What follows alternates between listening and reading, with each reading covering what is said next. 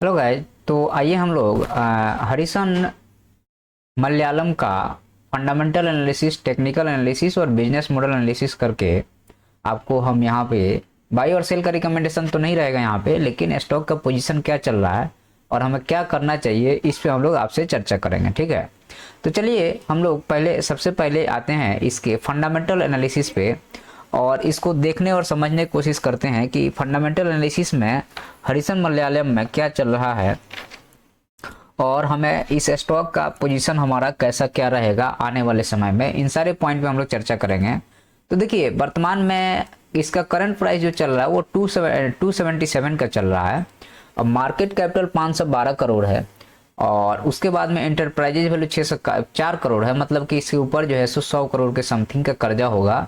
तो डेप्ट में 94 करोड़ का कर्जा है। फ्री कैश यहाँ 2.17 कोई मतलब का नहीं है ये फ्री कैश, क्योंकि 94 करोड़ कर्जा में इतने कुछ नहीं होता है। ठीक है, नंबर ऑफ शेयर 1.85 करोड़ का है।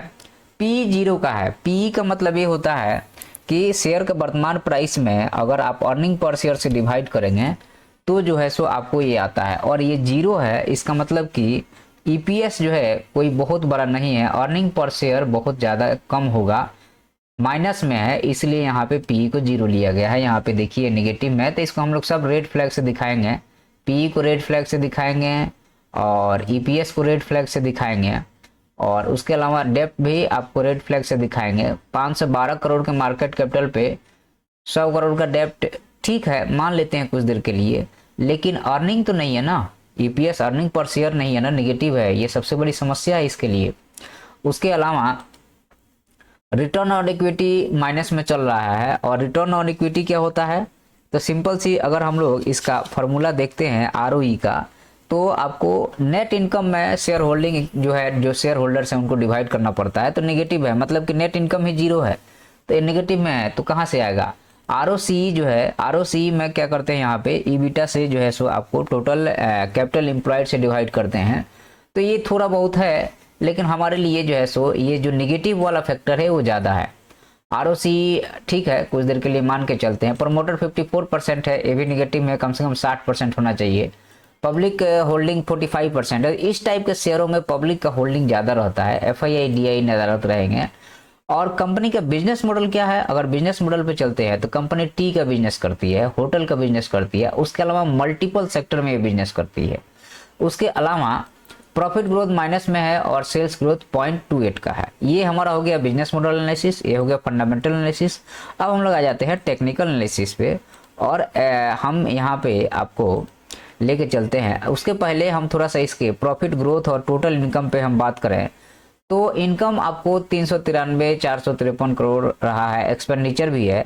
नेट इनकम की बात कीजिएगा तो नेट इनकम जो है सब बहुत ज़्यादा फ्लैक्चुएट कर रहा है, 9 करोड़ है, 40 करोड़ है, 22 करोड़ है, 17 करोड़ है। मैक्सिमम इनका बिजनेस जो है वो टी से रिलेटेड है, बाकी दूसरे सेक्टर में भी काम ये करते हैं, तो यहाँ पे माइनस में हो जाता है 2024 में।